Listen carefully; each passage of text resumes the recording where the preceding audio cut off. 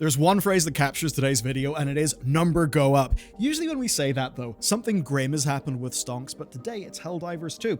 It just hit 68k concurrents in Steam. That's actually their highest since the 17th of June. And that's not the only number that's went up, because damage is way up in the game.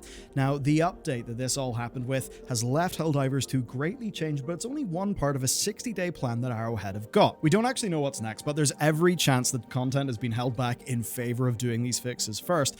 And a lot of people are thinking about the third faction in the Helldivers universe, the Illuminate. Basically, these guys were in Helldivers 1, they're not in Helldivers 2, but they kind of were, because they appeared on the map 2 weeks ago. Now, they did say in social media that this is just fake news, but in-game, you did see a system report noting an outage coming in from command, so I think that is absolutely Joel teasing us. I kind of refuse to believe this is a bug given how they run Helldivers. I think it's some hype building. Something they'll be in for the 1 year anniversary of the game, which would be a little while. Others though think sooner, and it's probably not at the end of their 60-day plan. But no matter what, this is the plan that will lay Helldivers 2's new foundation, just as I'm doing with today's sponsor. We're going to help you save money. In fact, within a few hours, they could help you save hundreds today. And that's because Rocket Money's tools help you get on top of your subscriptions. You see, Rocket Money is a personal finance tool that helps you lower your bills, stay on top of subscriptions, and manage your money. And you can get started for free today at rocketmoney.com/Bellular News.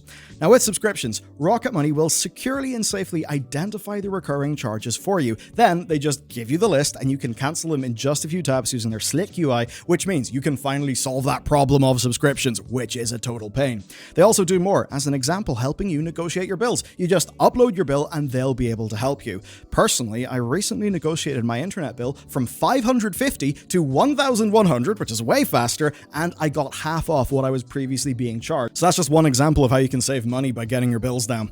Now, they've cancelled over $500 million of subscriptions. They've helped their customers save up to $740 a year, and they've got other great tools to help you budget. So if you want to spend less and save more, you can join the over 5 million Rocket Money members today using rocketmoney.com/Bellular News, or just clicking the link down below. You can start for free and unlock more features with premium, and the code is rocketmoney.com/Bellular News. The patch landed and Arrowhead celebrated with a 35-minute video just reading the patch notes, and not even that could cover all the changes because there are so many.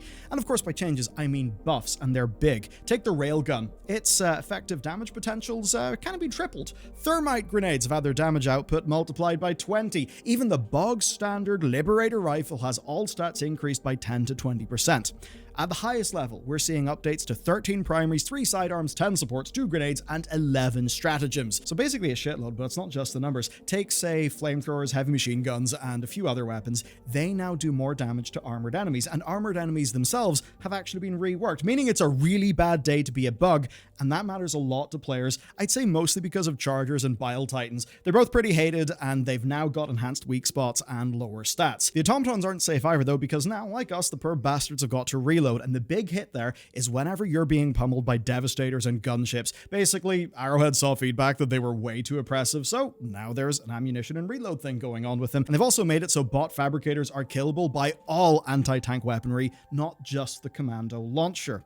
So basically, the people wanted buffs. It's safe to say they have now got buffs. It's what the loudest of the feedback has been for the last 2 months, all while people have looked at Space Marine 2's Power Fantasy and just said, yeah, we want that. And this is something that represents a massive change. Arrowhead's older focus was more on the hard counters, right? So whenever they were doing nerfs, they were basically nerfing outliers that they felt broke their design and kind of limited choice by making something just so damn powerful that everybody would use it, which of course, if you're using it and having fun, didn't feel great. So to sum it up, right, weapon rules still do exist, and you will be stronger if you follow those weapon rules, but it's not as hard a counter sort of situation as it used to be in the past. Now, in a way, I could see a game designer cry at this, but it does also open a new door. Before we check what's behind that door, though, what about the player numbers and the reviews? The peak of 68k has managed to top Escalation of Freedom's peak, and then that fell to a trough of 24k. And of course, as I record this, it's already on its way back up, and it could even go higher as we go into the weekend and positive information just spreads around the internet. Now, their average trough on Steam a few weeks back was 6k players, so moving from 6k to 24k is definitely quite good, but obviously it's early days yet. Where it gets more interesting is reviews. The last 30 days of reviews come out to 58%, which is pretty damn bad, but I think this chart makes the point very clear. It's kind of a total reversal. And if you look at just reviews that have came out with the update, they're actually trending at around 89%, which is pretty much more than any dev could hope for. It's amazing. And this is all especially great because of what this patch is. It's just balance. It's not content. I mean, there sort of is content. There's weather and there's an emote wheel. There's also going to be a new warband, but it will not have impacted these numbers. And the timing, that's absolutely smart. The delay lets them firefight any problems that the patch creates, then they let the positive sentiment spread, and right as it's at its peak near the weekend, bam, the warband drops. Pretty smart. Of course, it's still the case that to many people this is all far too late. To Arrowhead, though, well, they are a Swedish company. Summer holidays are an enshrined, respected, and important thing over there, which, look, if you're a European company, but you're working with an American audience who are not used to that kind of thing, yeah, you're going to have problems. Now, they'll be thinking, look, the people who make the game have got families, so if we went full sound all over the summer, we'd burn ourselves out, it would be bad for the game. And they've essentially said as much publicly. What's good, then, is that they're pretty early back, they've got an extremely strong foundation, and now that more of their team are in, well, there's a good foundation. They can actually make content in an environment where social media is jubilant and people actually feel listened to. But as much as all this feels good, we gotta think about the future. Is this just a sugar rush? And is Helldivers 2 actually going to be a sustainable game that's also the game they want to make? Early in the summer, Arrowhead made much of how the game is now appealing to different audiences and more audiences than they expected because basically it just sold so damn well.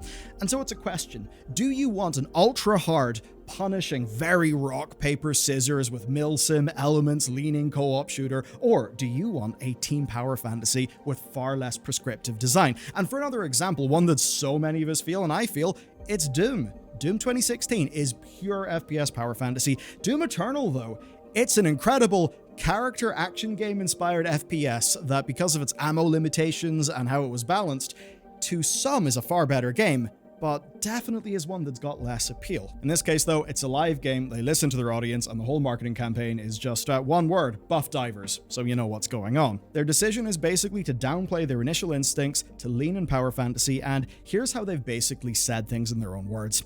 Many expressed feeling constrained in how they approach challenge, often relying on a limited set of tools while other options seem less effective. This has impacted your ability to play the game in a way that suits your preferences. Now, in a way, does that sound like a visionary, pioneering designer laying out their vision of the future? No, it seems like somebody who is managing a currently played product for its current audience. Now, of course, it's not like the original vision of the game is fully dead. Here's what Johan said, quote, "There's a potential to excel by using the right tools like spear and railgun against Bile Titans, but you could in theory defeat them with a 4-stack of flamethrower madmen." And so that's what we're getting. More personal expression, less reliance on team loadout coordination, and something that's a funny twist on the game's marketing. And the game's marketing is inherently fascinating too because of how it's permeated throughout the internet. So it leaned fully into Starship Troopers, promising you with the glory of the overpowered weapons of Super Earth, but then delivering the reality of, think back to any death clip from Starship Troopers. The entire macro narrative design point there is propaganda at home, grim reality at the front, that then is coped with via cultural values that morph, that cope with the grim reality and sort of transmute it into propaganda at home. That's why, as an example, every adult you see back on Earth in Starship Troopers is an amputee who is massively patriotic. And in the context of, say, this game, it's why they've got the kind of funny ragdoll physics that look brutal. It's why they've got the milsim elements in reloading and in how hard the counters were. The idea there was that Starship Troopers sent you into a totally foobar situation that you are not equipped for because of bad planning. But of course, a film isn't a game, and the macro-narrative design ambitions will work amazingly for some, but for long-term play, then there's playability to think of, and that's where we get to player expression. As a puzzle to solve, I totally get the very prescriptive design that they were going for, but thinking about how a game can make memories, I think what you'd almost call a Battlefield moment, to sort of harken back to Battlefield 3's marketing campaign, yeah, if you all just use your railguns and perfectly deal with the Bile Titan, congratulations, you have done it good, you're a boss. But if you were a bunch of stupid madmen who ran up to it with flamethrowers and you somehow survived, well, it's not optimal, but maybe it's something you remember and it's fun. And so Helldivers 2 now is in a fundamentally different direction to launch, both in terms of its game direction, but also personal player power. Just contrast everything you've heard today with this quote from their head of testing in March. Many have commented that primary weapons aren't powerful enough and are unable to deal with all the enemies with the amount of ammunition required or their raw DPS. Emphasized, this is very much intentional. You need to rely on your stratagems and the stratagems of your team to deal with all the enemies effectively. That design's still there, it's just a bit less impactful. That is, of course, until difficulty goes up, and that's because as you scale up numbers, differences between numbers get magnified, and that is the door that is opened that I talked about earlier. So many games, Helldivers included, find out that getting balance right across multiple difficulties is extremely hard, and that's because what feels like fair balance for most, magnified by scale, makes a tool useful or useless. And so theoretically, at least in a few ways, if they wanted some of the old feel of their design, they could just crank up a bunch of those numbers. And now for what you didn't expect, the heel turn. Yeah, I'm now the bad guy. Let's talk about things. They now run a live service game. Their success is no longer just their design, it's making their design land. Do you ever wonder why games drift away from you over time, change radically over time, streamline the edges out? It's tough to do a live game. Few survive intact, others like WoW get it so wrong they're then forced to gut their fundamentals and rebuild.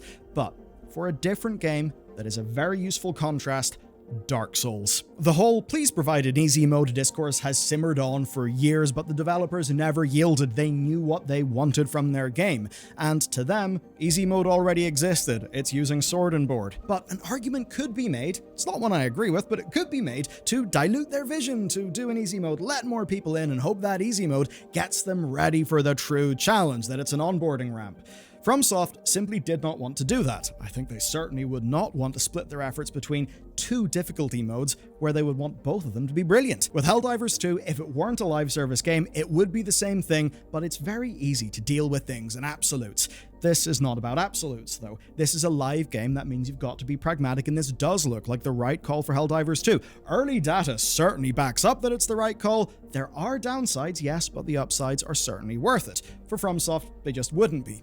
Arrowhead are aware, though, of an immediate danger. They've said that all of this change means that overall difficulty may decrease, and that's something they are monitoring closely and listening to. And that's where it gets interesting, because Arrowhead's motto is, "A game for everyone is a game for no one." I want to be clear, I don't think they violated that. I think with these changes, they have not made the game for everyone, they have just tweaked who it's for to be more in line with the audience that they've got, and that, of course, is the audience that their future success will be built off. But going forward, where it's interesting is how they apply these lessons. If they have too much fear of things being hard or prescriptive, then maybe when that third faction comes in, they won't feel distinct enough to be exciting. A big new enemy will not fill you with sheer terror because it's just hard to deal with. But on the other hand, overshoot things and you could get right back to the place where they had been. And that means it is all a game of balance. It's a game of balance in every sense of the word. It's a long journey. This is a very positive step. I'm keen to see where it goes. And if you want to see a company who burned their customers far, far harder, check out this report on Unity next.